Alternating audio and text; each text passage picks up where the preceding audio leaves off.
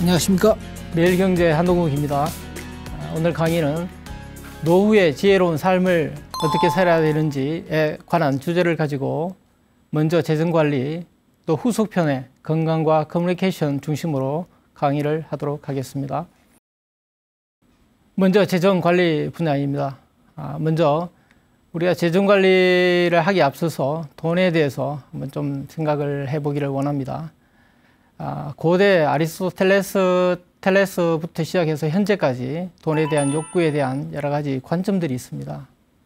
돈에 대한 먼저 도덕적인 관점입니다. 돈은 인생의 전부가 아니다, 수단이다. 돈을 너무 지상주의하는 것은 바람직하지 않다는 그런 관점이고요. 두 번째, 현실적인 관점입니다. 먼저 돈이라는 건 참 현실에서 굉장히 중요하죠. 예를 들어서 한번 말씀을 드려볼까요? 명절 때 할아버지가 손주들에게 돈을 이렇게 많이 세뱃돈을 줍니다. 그리고 할아버지를 굉장히 좋아하죠. 예, 아주 현실적인 관점이고, 또 며느리나 아들에게 용돈을 또 풍족하게 줬을 때 보이지 않게 또 본가나 시댁에 이렇게 방문하는 횟수가 많을 걸로 생각됩니다. 그리고 돈이라는 것은 정말 중요해서 물질과 또 마음의 영혼까지 자유로움을 주고 있습니다. 그런 현실적인 관점이고요. 두 번째, 이제 부자란 여러 가지, 우리가 이제 돈이 많다고 그래서 부자일까요? 돈을 100억을 가지고 있더라도 1000억을 가진 사람을 보고 여전히 돈에 대한 갈증이 있고 부러움을 사고 마음에 불편함이 있다면 그것은 진정한 부자가 될 수가 없다고 생각합니다. 워런 버핏이 보면 이제 집이 굉장히 소박하고 또 담벼락이 낮은 그런 집에서 살고 있습니다. 그래서 자유롭게 또 이웃 주민들과 함께 운동도 하고 함께 소박하게 이야기 나누는 그런 목격을 자주 보게 됩니다. 워런 버핏이 만약에 비제도권 내에서 정말 거칠게 이렇게 돈을 벌였다면 과연 그렇게 자유스럽게 살 수가 있을까요?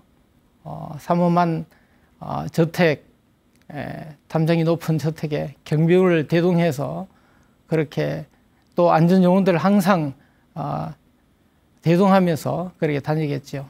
그래서 워런 버핏은 20년 동안 거의 연평균 수익률이 20% 넘는 그런 경이로운 수익률을 가지고 있습니다.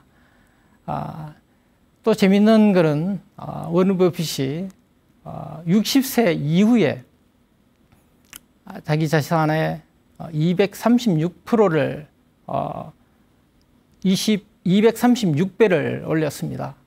그리고 자기 자산의 90%를 60세 이후에 이루었던 그런 것으로 유명하지요.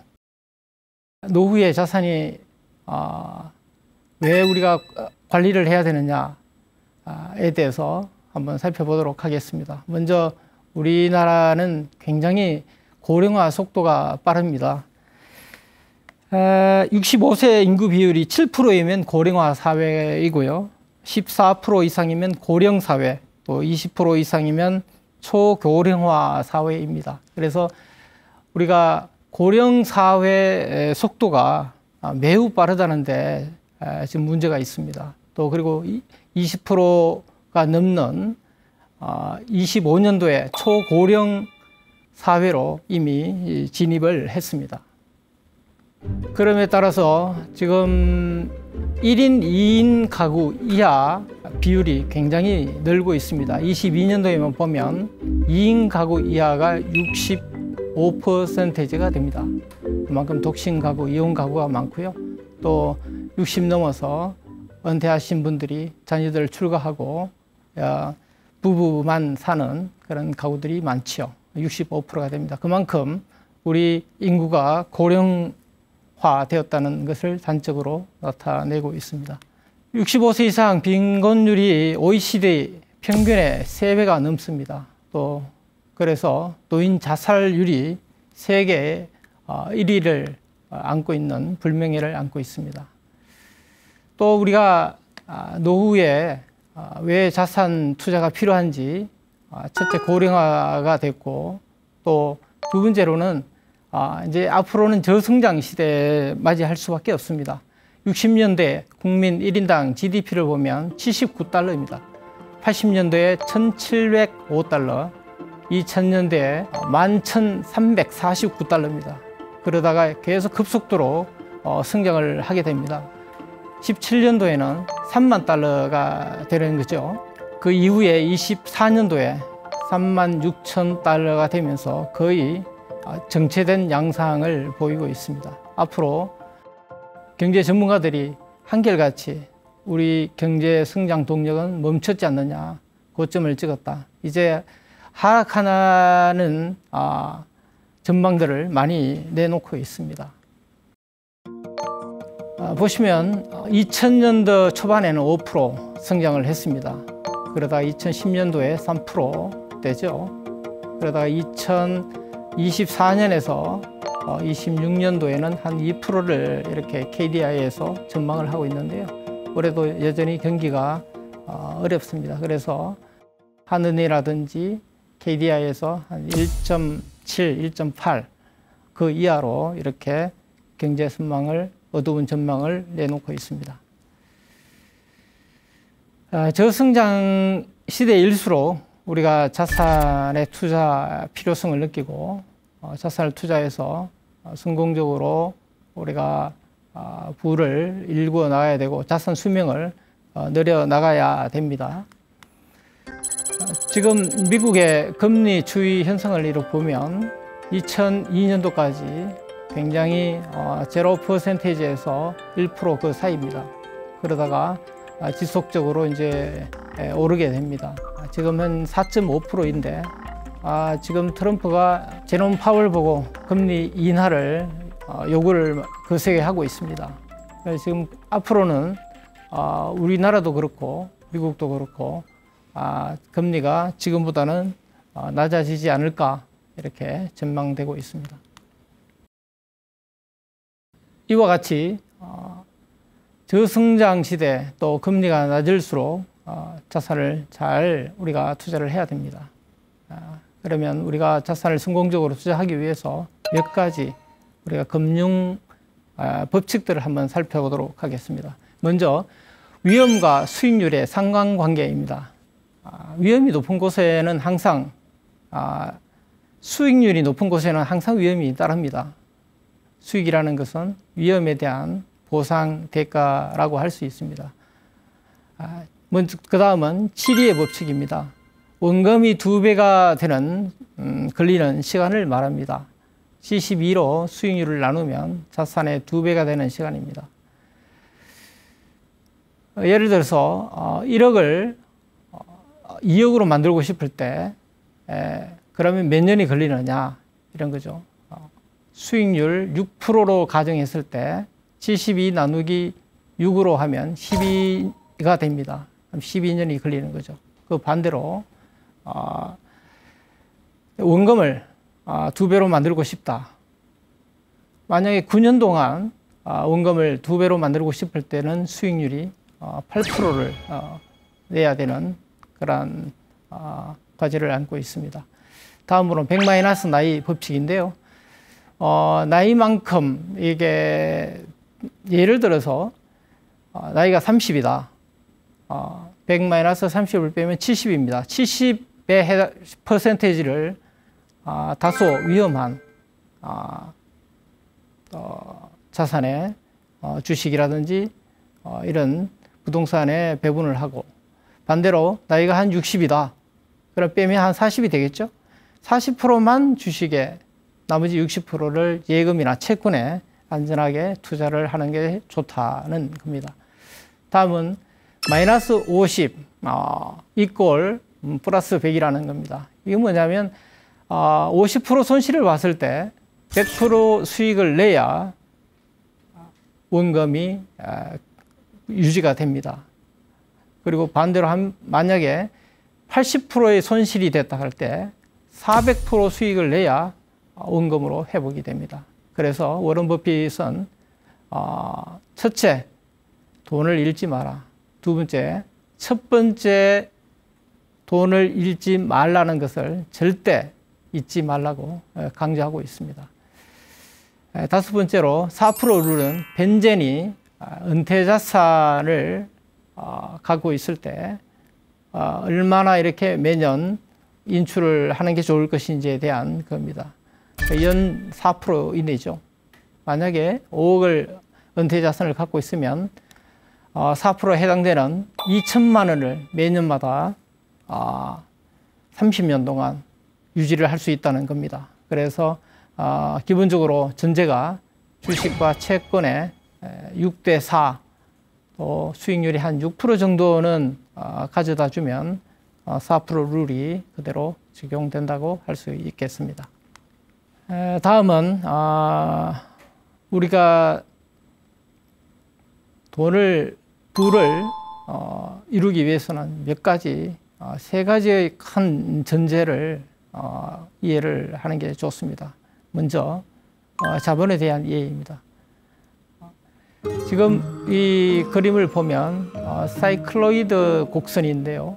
위 공이 직선으로 내려오는 것보다 이 공이 위에서 굴렀을 때 사이클로이드 곡선을 이용하면 더 가속도가 붙어서 빨리 저점에 도달할 수 있다는 겁니다. 그래서 이것은 우리가 돈을 벌기 위해서는 자본을 이용을 해야 된다는 겁니다. 우리가 소득이 있습니다. 수입에서 정말 알뜰하게 우리가 저축을 하고 절약을 하고 또 예금에 투자를 하고 이런 것보다 주식이라든지 부동산, 우량한 자본에 투자를 해서 돈을 벌 수 있도록, 돈이 일을 하게 할 수 있도록 그렇게 해야 된다는 겁니다. 그래서 토마 피케티라는 21세기 자본에서 그렇습니다. 자본 수익률이 항상 경제 성장률을 앞선다고 했습니다. 300년 동안 부의 성장과 양극화를 연구했던 그러한 학자죠. 이 책에서 우량한 자본에 투자를 하라고, 결국에 우량하지 않는 파괴된 자본에서는 자본이 급속도로 고갈되고 잃어버린다는 충고를 하고 있습니다. 그 다음에 우리가 이제 부를 이루기 위해서 이해해야 될 개념이 복리라는 개념입니다. 우리가 영국에서 원주민들이 102명을 데리고 미국으로 이렇게 이주를 하게 됩니다. 그때 정착한 사람이 24달러로 우리 맨하튼을 구입하게 되죠. 그러나 400년이 지난 지금 현재 맨하튼의 자산 가치는 2조 달러가 넘는다고 합니다. 연 8% 복리로 했을 경우에 지금 어마어마한 2조 달러 가치를 능가하는 거죠. 그래서 누가 손해냐? 어떻게 보면 미국 순진한 미국 원주민들을 영국의 이민 정착자들이 속여서 이렇게 땅을 취득했다. 손해는 미국 원주민이다. 이렇게 보는 사람도 있지만 오히려 복리로 계산하면 지금 가치가 훨씬 높아서 누가 유리한지는 자명한 것이다. 또 이렇게 생각을 합니다.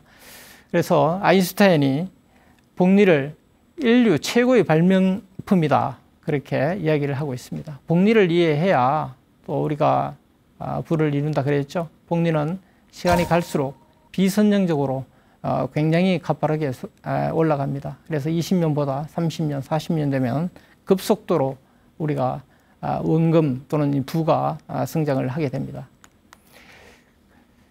그 다음에 또 이해해야 될 것이 이제 인플레이션에 대한 이해입니다. 인플레이션이 지속이 되면 통화량이 많아지는 거죠. 그만큼 가치가 이제 하락이 되고 또 그로 인해서 구매력이 하락이 됩니다. 그러나 풍부한 유동성이 예금보다는 주식이나 부동산에 이렇게 투자를 하게 되면 오히려 자산 가치가 올라가는 거죠. 그래서 이런 인플레이션도 이해를 하는 것이 좋습니다. 미국에 또 뭐 여러 가지 금융 위기들이 많았죠. 먼저 우리나라 IMF 외환 위기가 97년도에 있었고요. 2000년도에는 또 우리 닷컴 버블, 세계적인 그런 여러 가지 위기들이 있었죠. 2008년도엔 글로벌 금융 위기, 또 2020년에는 코로나 팬데믹이 있었습니다. 현재도 지금 트럼프 관세 정책으로 인해서 경제가 굉장히 실화하는 불확실성을 안고 있습니다. 이러한 금융 위기들에 우리가 교훈을 한번 이렇게 살펴보기를 원합니다. 금융 위기 때마다 경기를 회복하기 위해서 양적 완화, 통화량을 많이 방출을 하게 됩니다.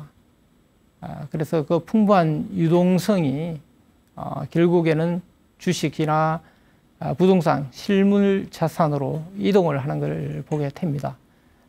그래서 단기간 만에 금융위기가 됐을 때 만약에 주식에 투자를 해서 머무르고 있다면 급속도한 주식 하락으로 인해서 개인들은 영원히 또 주식이 이렇게 떨어질 걸 생각해서 정리를 하는 주식시장에서 빠져나오는 그런 경우들이 있습니다.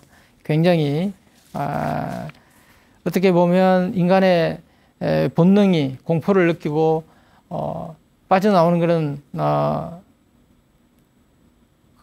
당연하다고 할 수도 있겠지만 그러나 일시적인 하락은 감내하면서 시장에 머물러 있어야 됩니다. 왜냐하면 과거 이렇게 금융위기를 살펴보면 주식 시장의 반등이 6개월에서 2년 사이에 회복을 한 것이 나타나고 있습니다. 그래서 역사적으로 볼 때 항상 위기는 기회다는 것을 알고 주식 시장의 일시적인 하락은 머물러 있어야 된다는 교훈을 주고 있습니다. 네, 주식 시장의 생태계를 잠시 한번 살펴보기를 원합니다. 랜덤 워크 이론이라는 게 있는데요. 이게 뭐냐면 주식이라는 것은 실시간에 정보들을 반영해서 시장에 다 반영이 되고 그래서 효율적 시장이라고 말을 하고 있습니다. 영국에 3대 속담이 있습니다. 불가사의 속담이 있는데요. 첫 번째가 여자의 마음입니다. 두 번째, 봄날에 개구리가 어디로 튈지 모른다. 세 번째, 밤에 개가 왜 짖는지 모른다는 거죠. 이 불가사의 이 속담에 우리 투자 시장에서 좀 적용을 하면 네 번째로 주식이 어디로 튈지 모른다는 겁니다. 주식의 방향을 모른다는 거죠. 마켓 전문가들도 경기 예측이나 주식 방향은 모릅니다. 단적인 예로 1989년도 올해 10월 19일이죠. 블랙 먼데이 하루 최대 낙폭 22.6%를 떨어졌습니다. 그때 불과 한 1개월 전에 미국 시장에서 언론 지상에서는 아직까지 미국 경제가 견조하다 이런 낙관론이 80%를 장식하고 있었다고 합니다. 그만큼 주식은 어디로 튈지를 모른다는 거죠. 그게 주식 시장의 생태계라고 보시고 항상 우리 시장의 어떤 그런 두려움 또 겸허함 이런 마음들을 가지고 있는 게 좋겠다는 생각이 듭니다. 베타와 알파인데요. 베타는 시장 수익률이라고 보면 됩니다. 뭐 단적인 예로 인덱스 펀드라든지 ETF를 패시브 형태로 이렇게 투자를 하는 것을 베타 투자다. 그러나 알파는 그와 대비해서 개별 종목에 투자해서 이 베타 수익률을 능가하고자 하는 그러한 투자 기법, 액티브 투자라고 볼 수 있습니다. 위험과 수익의 수학적인 접근인데요. 잠시 살펴보도록 하겠습니다. 위험이 높다는 것은 그만큼 분포도 표준 편차가 넓다는 겁니다. 표에 이래 보시면 채권보다는 또 주식이 분포도가 넓게 나타나 있는 것을 볼 수가 있습니다. 또 주식만 보면 소형주가 대형주보다 분포도가 넓습니다. 또 반면에 수익률은 소형주가 대형주보다 좀 높게 나타납니다. 분포도가 넓다는 것은 높은 수익률을 기대한다는 겁니다. 그래서 수익과 위험의 어떤 상충관계가 여실히 나타내고 있습니다. 또 우리가 이제 투자를 할 때 중요한 게 리스크 관리가 정말 중요합니다. 어떻게 보면 가장 큰 핵심이라고 볼 수가 있습니다. 리스크, 변동성이죠. 변동성에 따른 투자 수익률을 한번 살펴보도록 하겠습니다. 첫째, 두째 해에 대한 수익률입니다. 먼저 1화는 첫째 10%, 두째 해 10%, 산술적으로 동일하게 20%입니다. 2화는 첫째 20%, 제로, 두 번째, 그 다음에 또 20%입니다. 3화는 30% 마이너스 10, 20이죠. 4화는 50 마이너스 30, 20%입니다. 이 네 안을 우리가 한번 투자를 그래프로 한번 그려보겠습니다. 1,000만 원을 투자를 가정했을 때 1안 10% 두째 해 10% 성장이죠. 그랬을 경우에 30년을 보면 한 1억 한 7천, 한 40년을 보면 4억 6천 정도 이렇게 수익률을 낼 수 있습니다. 반대로 우리가 4안 같은 경우에 이렇게 살펴보면 첫째는 50%지만 두째 마이너스 30%, 변동률이 극도로 변하고 있습니다. 그랬을 때 이런 극심한 변동률에는 거의 원금 가까이 이렇게 나타나고 있습니다. 그만큼 변동성 관리가 중요하다는 것을 단적으로 나타내는 그런 그래프라고 볼 수가 있습니다.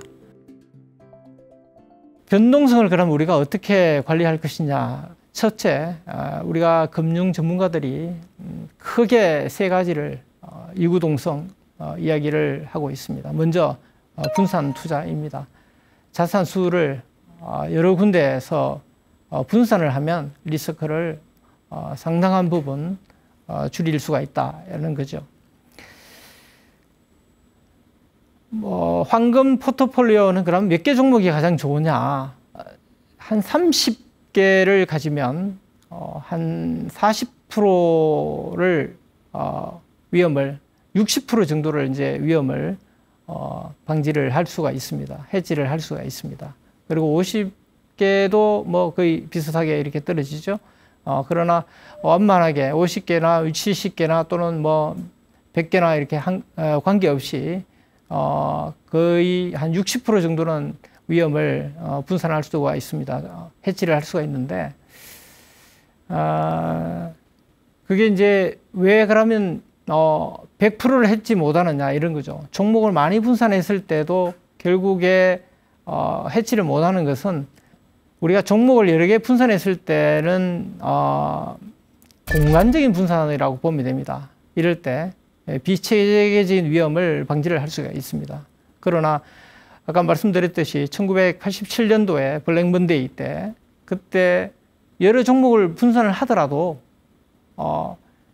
갑자기 시장 자체가 급속도로 떨어지면 이거는 뭐 방법이 없습니다. 그때는 이런 거를 이제 우리가 체계적인 위험이라고 하는데요. 이때는 시간만에 해결해 줄 수 있습니다. 시간을 단연간 이렇게 가져가면 결국에 떨어졌던 게 주식이 회복하는 것을 볼 수가 있습니다. 아까 우리가 금융위기의 그런 역사들을 한번 살펴봤지 않습니까? 많은 금융위기들이 있었지만 결국에 6개월에서 2년 정도 시간이 지나면 원금 수준으로 회복하는 것을 우리가 살펴봤습니다. 그만큼 시간을 통해서 우리가 해결할 수 있다는 것을 나타내고 있습니다. 그래서 또 변동성을 관리하기 위해서 또 하나의 중요한 게 뭐냐면 인덱스 펀드라든지 ETF에 이거는 그만큼 여러 종목을 담은 겁니다. 그래서 그 자체가 상당한 위험을 감수할 수 있다는 거죠. 그래서 여기서 태동된 미국의 3대 지수가 다우존스 지수와 S&P 500 지수, 나스닥 지수 이 세 가지가 있습니다. 그래서 워런 버핏이 자기가 죽으면 90%를 S&P 500에 투자를 하고 10%를 채권에 투자하라. 그 정도로 여러 가지 인덱스 펀드라든지 지수와 연동된 상품을 강조를 하고 있습니다. 두 번째, 변동성을 해체하기 위해서는 장기 투자를 해야 됩니다. 여러 가지 주식은 길게 가져갈수록 변동성이 매우 줄어드는 것을 우리가 볼 수가 있습니다. 그래서 앙드레 코스톨라리라는 아주 투자의 아주 거루죠. 이분이 하는 말이 우량한 주식을 분산 투자해서 수면제를 먹고 몇 년간 잊어버려라 할 정도로 장기 투자를 권유하고 있습니다. 1년 동안을 하면 52.6% 상승폭과 하락이 마이너스 37%입니다. 그러나 5년이 지나면 상승 28.6%, 하락이 마이너스 2.4%, 시간이 갈수록 점차 변동폭이 줄어드는 것을 알 수가 있습니다. 또 장기 투자를 왜 해야 되느냐? 평균 회귀 효과가 있다는 거죠. 이게 무슨 말씀이냐면 3년 동안 높은 수익률을 보였던 그룹이 있습니다. 뭐 일명 승자 그룹이라고 가칭을 한다면 이런 3년 동안 높은 수익률을 보인 그룹에서는 다음 3년 동안은 마이너스 5% 저조한 수익률을 냈습니다. 반면에 3년 동안 낮은 수익률을 본 그룹에서는 다음 3년간을 플러스 19.6% 높은 수익률을 보이고 있습니다. 그렇게 해서 장기 투자를 해야 된다는 거죠. 세 번째는 주가는 단기간 특정 시기에 상승하고 있습니다. 여러 가지 여기에 대한 많은 자료들은 많습니다. 2001년도부터 20년 동안 코스피 지수에 분석한 결과에 보면 전체 기간의 총 수익률이 460%입니다. 이 중에 슈팅이 일어나서 상승하는 그러한 기간은 불과 10개월밖에 되지 않는다고 합니다. 그만큼 단기간 만에 일어나는 거죠. 그 외에 또 미국의 네거트 세이븐이라는 교수도 30년 동안 미국 주식시장을 이렇게 분석을 해봤어요. 그랬더니 95%의 수익이 전체 7,501 거래 중에 단 90일에 집중되었다는 거죠. 여기에 대한 이런 여러 가지 장기 투자에 대한 유익한 그런 사례들, 분석 결과들은 많이 있습니다. 그리고 또 피터 린치라는 유명한 그 투자 자산가가 있죠. 마젤란 젤러 펀드를 통해서 77년도부터 90년간 2700%의 놀라운 수익률을 기록을 했습니다.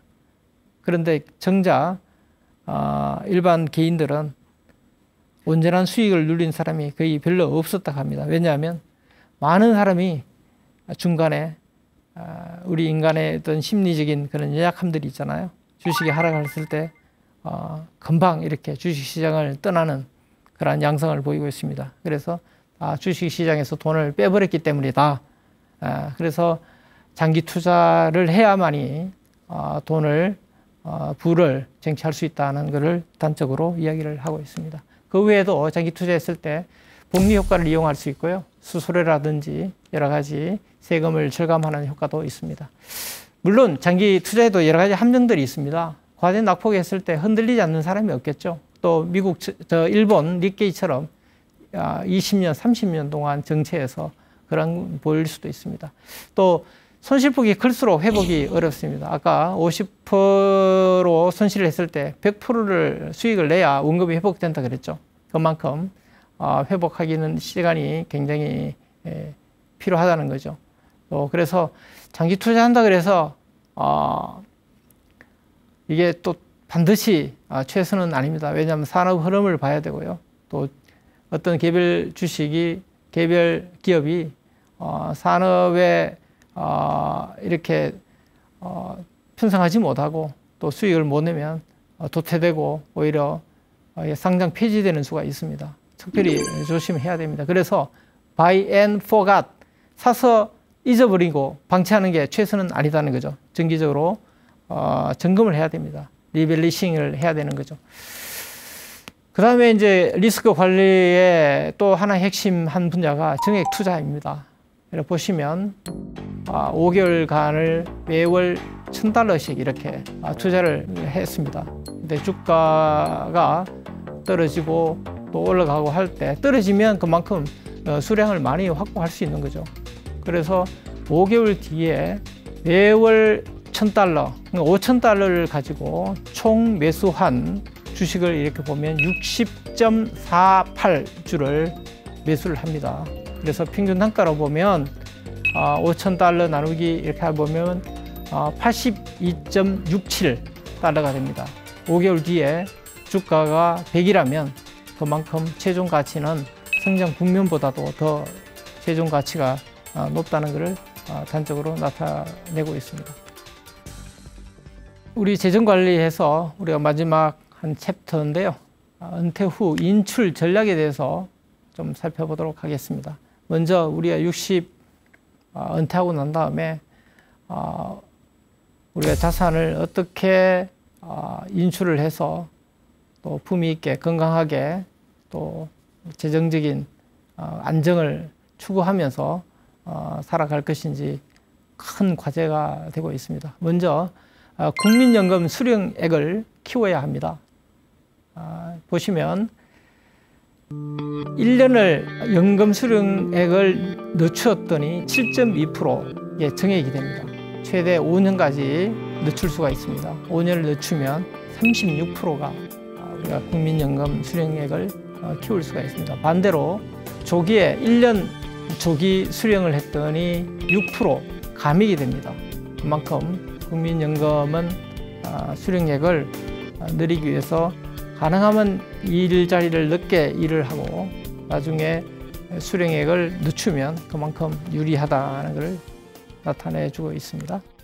두 번째, 100세 시대는 재취업이 선택이 아니고 필수다를 강조하고 싶습니다.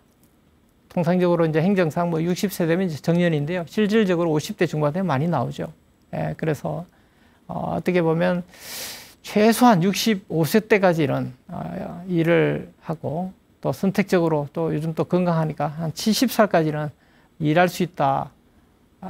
또 그래서 70살 때까지는 일하는 게 좋겠다 하는 생각을 하고 있습니다. 먼저 갑을병이라고 있습니다. 위에가 이제 갑이죠. 중간에 있는 굵은 점선이 이제 아래 부분이 이제 병입니다. 모두 60세 5억 원이라는 금융자산을 가지고 있습니다. 매년 생활비로 한 4천만 원을 지출을 가정을 하는데요. 갑은 연봉 4천만 원에 해당되는 일자리가 있습니다. 70살까지 일을 하게 되면 자산이 7억 8천 정도가 됩니다. 반대로 이제 을은 2천만 원짜리 연봉 일자리가 있습니다.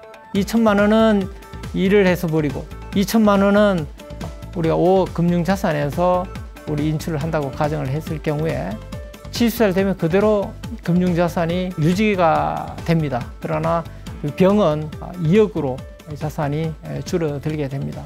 급속도로 이제 빠르게 되죠.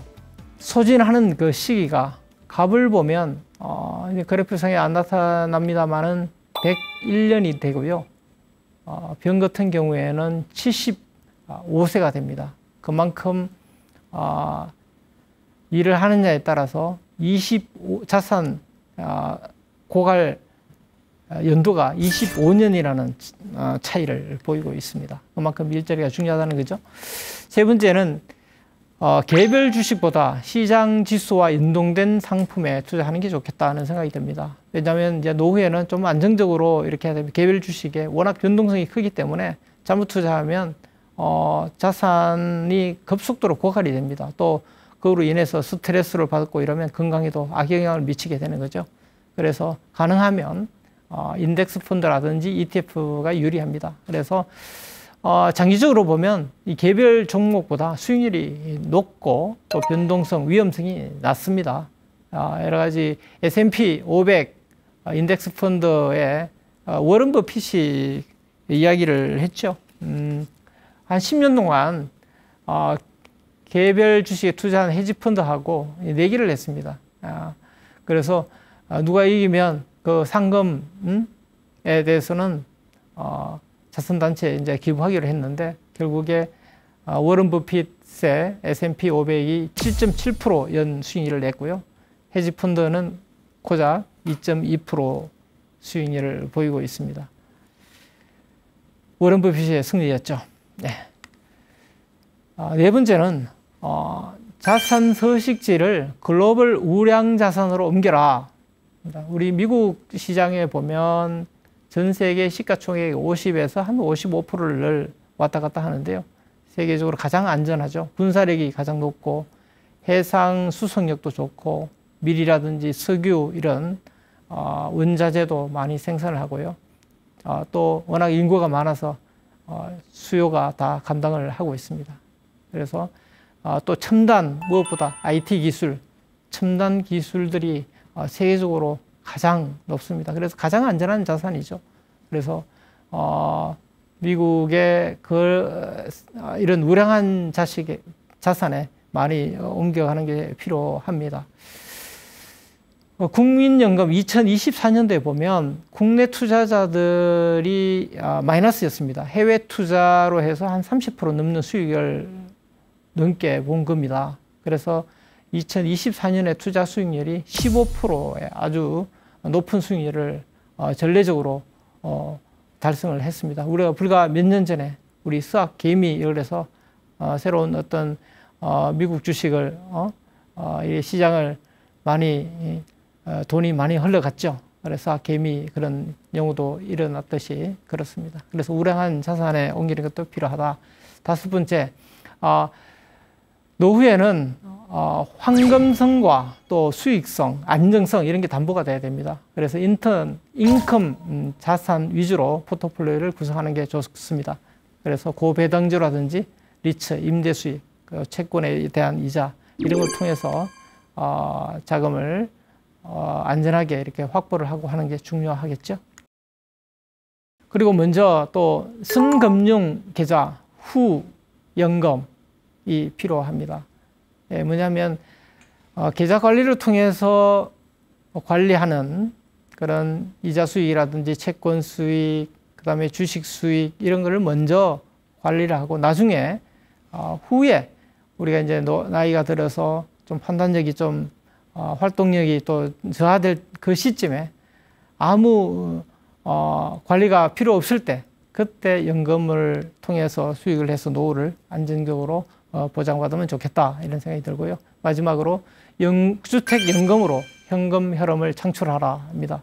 그래서 지금 현재 60세 기준으로 보면 월 한 120 정도 6억 아파트를 기준으로 하는 겁니다. 70세는 월 178만 원 수령 가능한 겁니다. 그리고 주택을 담보로 또 매달 연금처럼 이게 수령하는 건데요. 나이에 따라서 수령액도 달라지고 있습니다. 현재 많이 이용하고 있는 그런 추세에 있습니다.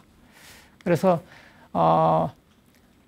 은퇴 후에 인출 전략도 좀 계획성 있게 잘해서 노후를 좀 안정적으로 그리고 재정 관리를 잘해서 자산 수명을 늘려서 그렇게 풍요롭게 노후를 생활을 품위 있게 그렇게 살았으면 좋겠다는 생각을 합니다.